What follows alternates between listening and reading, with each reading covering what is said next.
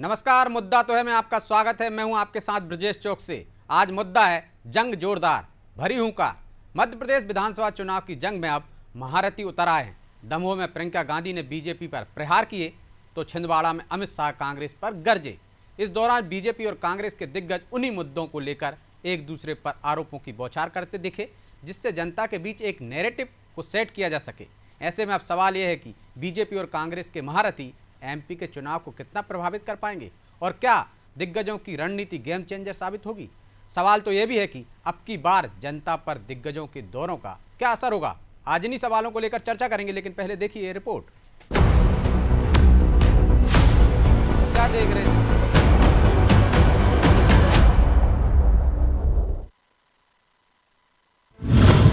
मध्य प्रदेश में तेज हुआ चुनाव प्रचार।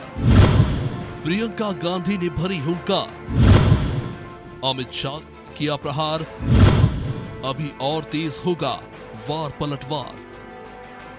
जैसे जैसे मतदान की घड़ी नजदीक आती जा रही है, वैसे वैसे मध्य प्रदेश में कांग्रेस और बीजेपी के दिग्गज हुंकार भरते दिख रहे हैं। एक बार फिर मध्य प्रदेश आई प्रियंका गांधी ने दमोह में बीजेपी को आड़े हाथों लिया। प्रियंका ने चुन चुनकर बीजेपी पर आरोप लगाए। कोरोना, किसान और जीएसटी समेत जातीय जनगणना जैसे मुद्दों पर बीजेपी को घेरने की कोशिश की। जाहिर है कि कांग्रेस चुनाव में इन मुद्दों के सहारे ही जनता के बीच गई है। उसका पूरा प्रयास है कि कैसे भी करके बीजेपी के खिलाफ एक नैरेटिव सेट कर दिया जाए, ताकि मतदान के दिन उनके पक्ष में ज्यादा से ज्यादा वोट पड़ सके। और प्रियंका गांधी के भाषण में इसकी ही झलक दिखाई दी। आपका जीवन कैसा है, मैं आपसे पूछना चाहती हूँ। इतने सालों से भाजपा की सरकार आपके प्रदेश में है, क्या आपके जीवन में तरक्की हुई है? बताइए, तरक्की हुई है? आपको रोजगार मिले हैं? महंगाई घटी है? तो आपके लिए क्या कर रही है सरकार? आपने तो पहले ही अपनी उम्मीद गिरा दी। जो देश और प्रदेश में सरकार चल रही है वो बड़े बड़े उद्योगपतियों के लिए चल रही है। उसमें मिडिल क्लास, गरीबों के लिए, किसानों के लिए कुछ नहीं है। इधर प्रियंका कांग्रेस के पक्ष में माहौल बनाने में जुटी है, तो बीजेपी के चाणक्य अमित शाह शनिवार से 3 दिन के दौरे पर मध्य प्रदेश आए हुए हैं। शाह अपने दौरे के दौरान बीजेपी की रणनीति को भी धार देंगे, तो दूसरी तरफ नाराज नेताओं को कैसे मनाना है और किसे मनाना है, इसकी भी जिम्मेदारी सौंपेंगे। हालांकि शाह अपने दौरे के पहले ही दिन कमलनाथ के गढ़ छिंदवाड़ा पहुंचे, जहां उन्होंने कांग्रेस पर तीखा प्रहार किया। वहीं प्रियंका के दौरे पर भी बीजेपी के नेता हमलावर दिखे। नए वादे करने आ गए, झूठ का महा वचन पत्र फिर दे दिया। मैं आज फिर पूछ रहा हूं, साहस है तो जवाब दें। गरीब बेगा भारिया शहरिया के 1000 रुपया कमलनाथ जी ने क्यों बंद किए थे? जवाब दें। संबल योजना क्यों बंद की? प्रियंका जी, जवाब देना पड़ेगा। कमलनाथ जी ने 2 लाख से ज्यादा मकान वापस कर दिए, गरीबों को मकान से वंचित कर दिया। ये कांग्रेस पार्टी आजाद हुए तब से राम मंदिर को लटका रही थी, भटका रही थी, अटका रही थी। उनको कुछ पॉजिटिव नहीं दिखाई पड़ता। इतनी सारी घटनाएं हुई है। अभी अभी ये भाई बहन घूम घूम कर चुनावी राज्यों में कूदते हैं। क्या हुआ है, क्या हुआ है? भाई, आप दोनों को समझ में नहीं आएगा। जिनके मूल भारत में लगे हैं ना, उन्हीं को समझ में आएगा। जिनके मूल इटाली में लगे हैं उनको समझ में नहीं आएगा। वोटिंग से पहले बीजेपी और कांग्रेस वोटर्स को लुभाने के लिए पूरी जी जान से जुटे हैं। राम मंदिर से लेकर किसान जैसे तमाम मुद्दों की लाइन लगी हुई है। हालांकि अब गेंद जनता के पाले में है और आने वाले कुछ हफ्तों में जनता ये तय करने वाली है कि प्रदेश में इन दौरों का क्या असर उस पर पड़ा और किसके पक्ष में उसने वोट दिया। ब्यूरो रिपोर्ट, अनादि टीवी।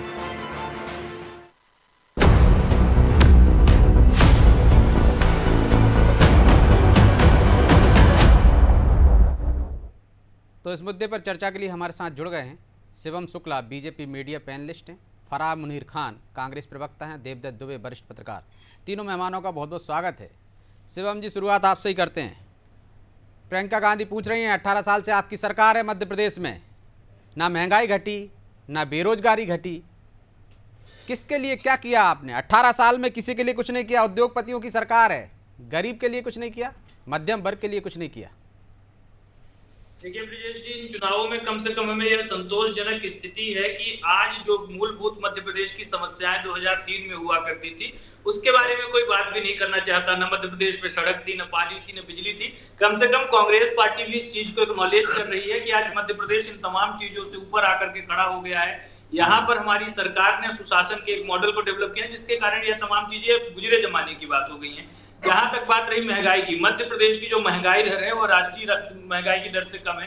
राजस्थान, छत्तीसगढ़, हिमाचल प्रदेश और कर्नाटक से कम है। तो महंगाई की स्थिति तो मध्य प्रदेश में स्वाभाविक तौर पर अन्य प्रदेशों की अपेक्षा बेहतर है। जहां एक और देश का महंगाई का दर 7% के आसपास है, मध्य प्रदेश में वही चीज कुछ 4 या 5% के आसपास है। दूसरी सबसे महत्वपूर्ण चीज अगर हम चर्चा करें इसके बाद अगर युवाओं के रोजगार की, तो जिस प्रदेश में सड़कें नहीं थी, जिस मध्य प्रदेश में उद्योगपतियों का विश्वास नहीं था, जिस मध्य प्रदेश में बिजली नहीं थी, जहां बेसिक सी चीजें नहीं थी, वहां पर स्वाभाविक तौर पर उद्योग की संभावनाएं छिड़ी रहती हैं। लेकिन जिस प्रकार से मध्य प्रदेश की सरकार ने हर सेक्टर में विकास के नए आयामों को स्थापित किया है, उसके परिणाम स्वरूप रोजगार के भी आज मध्य प्रदेश में पर्याप्त अवसर सृजित हो रहे हैं। हमने देखा कि वर्तमान वर्ष में ही हमारी सरकार ने 1 लाख से ज्यादा सरकारी पदों पर नियुक्तियां करने का काम किया है। उसके अतिरिक्त प्राइवेट सेक्टर में हो ही रहा है। और मध्य प्रदेश का अगर एक आपको तुलनात्मक चित्रण ही करना है तो मैं एक रेखा खींच देता हूँ 3 और 23 की। 2003 में 5000 किलोमीटर की सड़कें, आज 5 लाख किलोमीटर की सड़कें। उसके बाद हम बिजली के उत्पादन की बात करें, 5000 मेगावाट बिजली मध्य प्रदेश में बनती थी, आज बिजली सरप्लस स्टेट है हमारा। 28000 मेगावाट बिजली का उत्पादन करते हैं। हमारी दिल्ली के मेट्रो मध्य प्रदेश की बिजली से चलती है। हम उसके अतिरिक्त मध्य प्रदेश में अस्पतालों की स्थिति की बात करें, प्रत्येक जिले में अस्पताल तक नहीं थे, आज हर जिले में मेडिकल कॉलेज देने का काम हमारी मध्य प्रदेश की सरकार ने किया है। भोपाल जैसे शहर में हम देख रहे हैं कॉर्पोरेट स्टाइल में सरकारी अस्पताल बन रहे हैं। शिक्षा की दिशा में सीएम राइज है मध्य प्रदेश में। ठीक है शिवम जी, जवाब ले लेते हैं। मध्य प्रदेश यहाँ पर ग्रीन एनर्जी की दिशा में बढ़ रहा है। देखिए ब्रजेश जी, मध्य प्रदेश को इस प्रकार से अपमानित करने का कुचक्र सिर्फ और सिर्फ कांग्रेस के नेता रच सकते हैं, और वहीं मध्य प्रदेश की जनता इन तमाम चीजों को खारिज करने जा रही है। यह चुनाव विश्वास बनाम विश्वासघात का है। वह विश्वास जो मध्य ठीक है, आप जवाब ले लेते हैं शिवम जी। फराज जी, उन्होंने गिना दिए हैं कि 18 साल में क्या हुआ। आपके शासनकाल में ना बिजली थी, ना पानी था, ना सड़क थी। क्या दुर्दशा थी मध्य प्रदेश की, आंकड़े गिनाए। और जो शिवराज जी ने सवाल उठाए कि झूठा महावचन दे के जा रही हैं प्रियंका गांधी, उन्हें जवाब देना होगा। बेगा, सीरिया और भारिया समाज का वो जो 1000 रुपये दे रहे थे वो क्यों बंद किए? संबल योजना क्यों बंद की? 2 लाख मकान क्यों लौटाए प्रधानमंत्री आवास के? और अमित शाह कह रहे हैं दोनों भाई बहन घूम रहे हैं, इटली मूल के हैं, वो क्या जाने क्या हुआ 18 साल में। देखिए, जब इनसे 18 साल का ब्यौरा पूछा जाता है तो ये 2003 के पहले पहुंच जाते हैं या फिर ये झूठे आंकड़ों में उलझाने की कोशिश करते हैं। इनके पास क्योंकि जवाब नहीं है।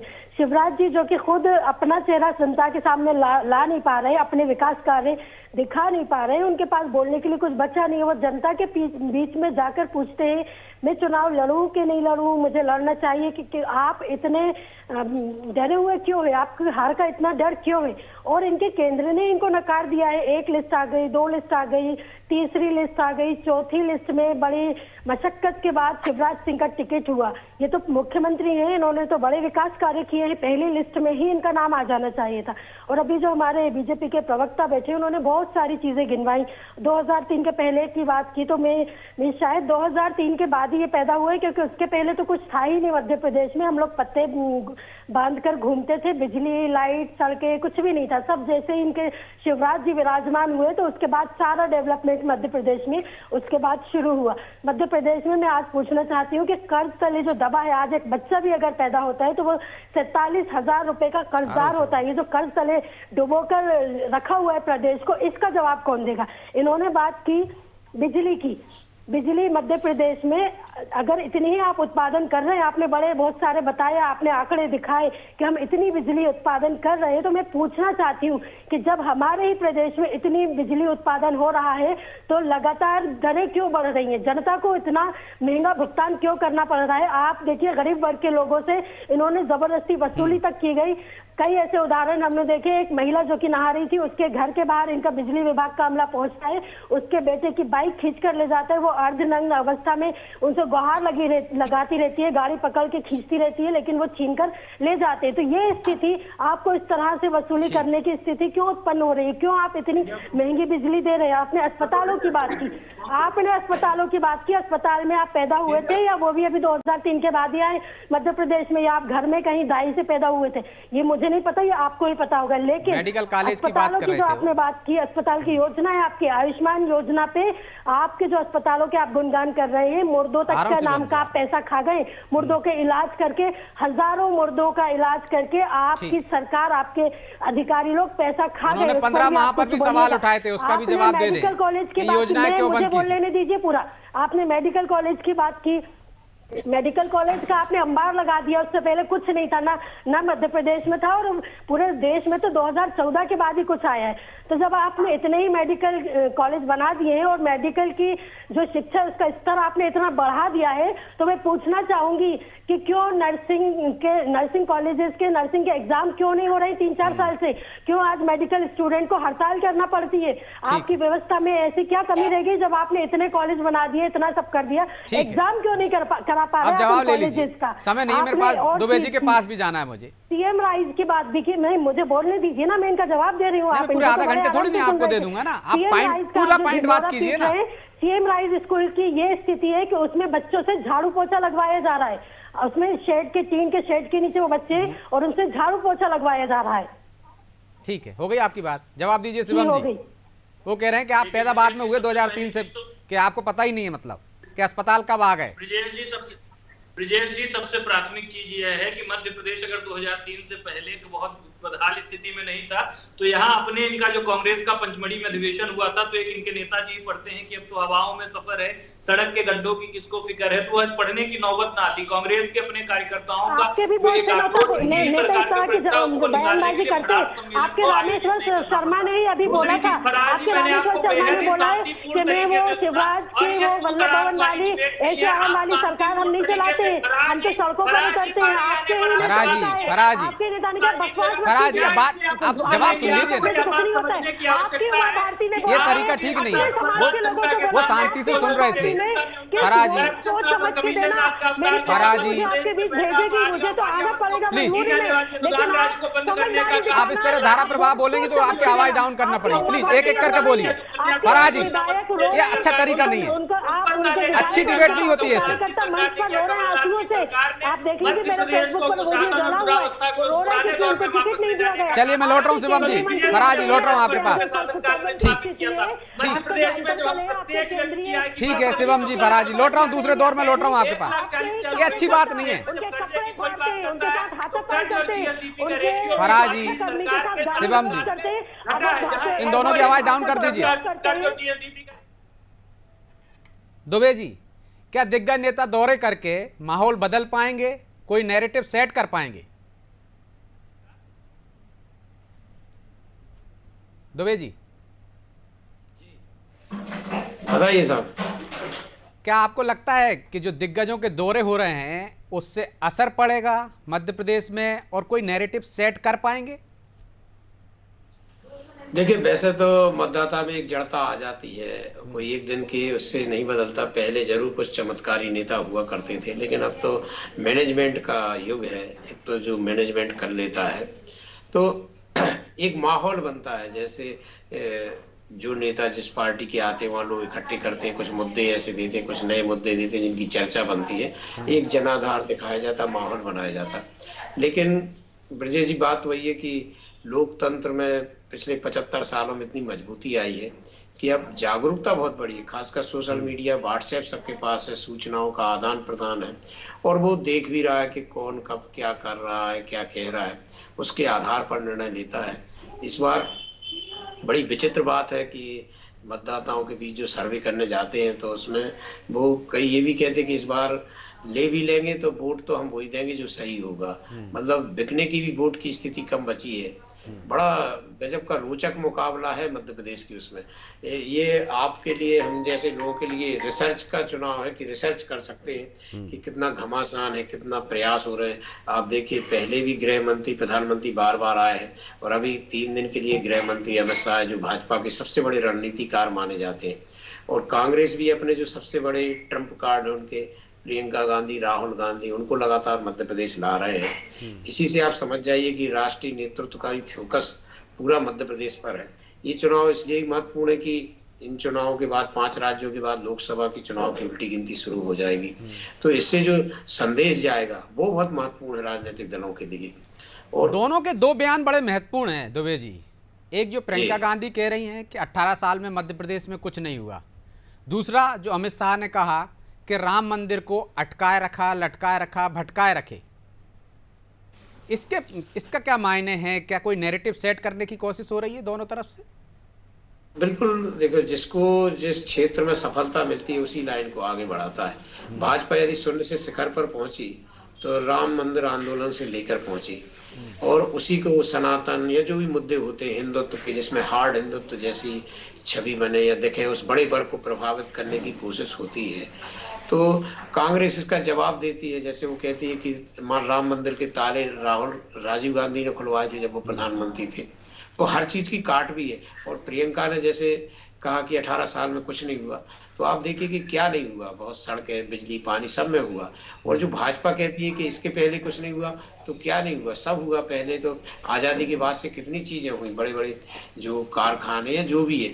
ये राजनीतिक दलों की भाषा है कि एक दूसरे के आरोप लगाते हैं। और जैसे इन दल के भी नेता आज जो बयान देते कि कुछ नहीं हुआ, जो दूसरे वो यदि उस दल में चले जाएं तो फिर वो उसकी तारीफ करने लगे।